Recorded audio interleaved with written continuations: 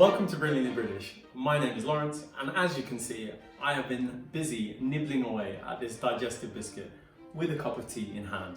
Why? Because today I'm going to show you how to make this great everyday biscuit that is suitable for your everyday tea break. So as you sit back in that chair of yours, put your feet up, grab yourself a cup of tea, and enjoy this episode. Biscuits are something of a mainstay in the UK that complement the British addiction to tea. Digestive biscuits, though, are in a league of their own, with 6 million being consumed every single day.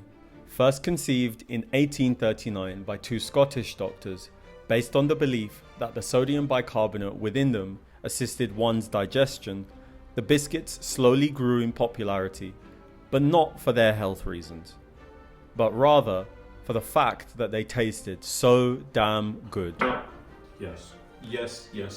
The biscuits have over time been adapted and tweaked, with more recent variations being coated in chocolate. In this episode, using simple ingredients and little effort, I'll be showing you how to take your tea break to the next level. To make today's Brilliantly British digestive biscuit, you will need the following ingredients in front of me here. You will need some wholemeal flour, some oats, some Castor sugar or icing sugar, some bicarbonate of soda, an egg, and you will need a few splashes of milk. But you will also need to stay hydrated whilst you bake. And guys, I say this all the time, it is really important. So as a Brit, I think the drink of choice ought to be a nice cup of hot tea. To start making the biscuits, if you're using whole oats, pass them through a blender or a food processor to make a coarse oatmeal ready for the next step. Now's the time to mix all of our dry ingredients together, and that includes our sugar, our coarse oatmeal flour, our wholemeal flour, and our bicarbonate of soda.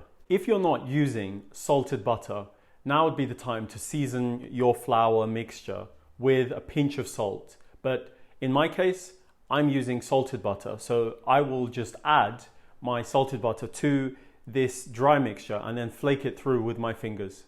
The butter has been added. We now have a lovely breadcrumb consistency. I can tell you guys, this smells amazingly nutty already because of the oats. But now what we're going to do is add the wet ingredients and begin to form our dough. The first wet ingredient to add should be an egg, which needs to be fully incorporated with your fingertips or the end of a spoon, like me.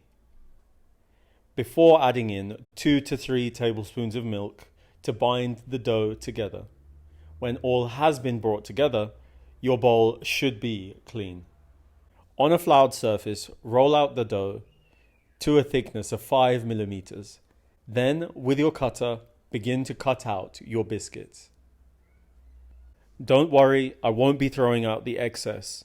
The leftover dough should be brought back together and then re-rolled and cut out until it's been completely used. Anyway, in my opinion, a digestive is not truly a digestive unless it's been embossed with its digestive biscuit name, as well as having holes pricked into its surface. But if you don't have one of these biscuit stamps, then you're ready to bake. Because of the coarse oatmeal flour that I made, the embossing turned out to be not so pronounced. So I made another batch using a finer oatmeal flour, and they turned out slightly better. Now with the biscuits baked and left to cool, that leaves us with one more thing to do, namely tasting. Guys, here we go. I am going to give you the verdict and tell you how good these digestives are. We've got rustic ones and we've got ones with a finer oatmeal. And I'm going to tell you how good each of them are. So we're going to start off with the rustic ones. This is a scientific experiment. I'm going to try it on its own first. Now, the thing with a digestive, I must admit, you need a tea. You need a tea. It's not the most moist of things. One thing I love about biscuits that have oats in them is that they have this wonderful nutty flavour, and these definitely have that flavour. So I'll just take a sip of tea. I'm going to try it again, this time dipping it, making it even better. That's what I'm talking about. See? That is delicious. It just melts in your mouth, honestly. Anyway, got something else to taste as well. The finer textured ones. These ones just crumble. The crumb is a lot lighter. Flavor is slightly different. It's strange. Okay? Gonna dip it now.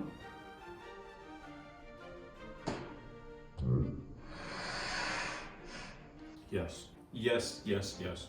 I actually think this is my favorite. It just melts in your mouth. And then you've got the flavor of the oats. Honestly, it's delicious. I've shown you how easy they are to make, and really, they are easy. I know I say things are genuinely easy, but these genuinely are easy, so you have no excuse not to make them.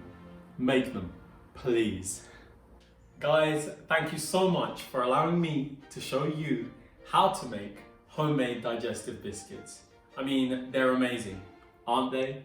Anyway, I know you liked this episode, so please don't forget to click the like button. Subscribe to this channel if you haven't already. Follow us on all of the social media platforms that this channel is on.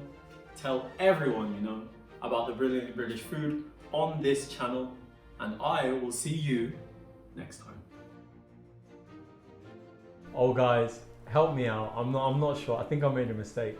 Just let me know in the comments what you think this says, because I can't quite work it out. I don't know.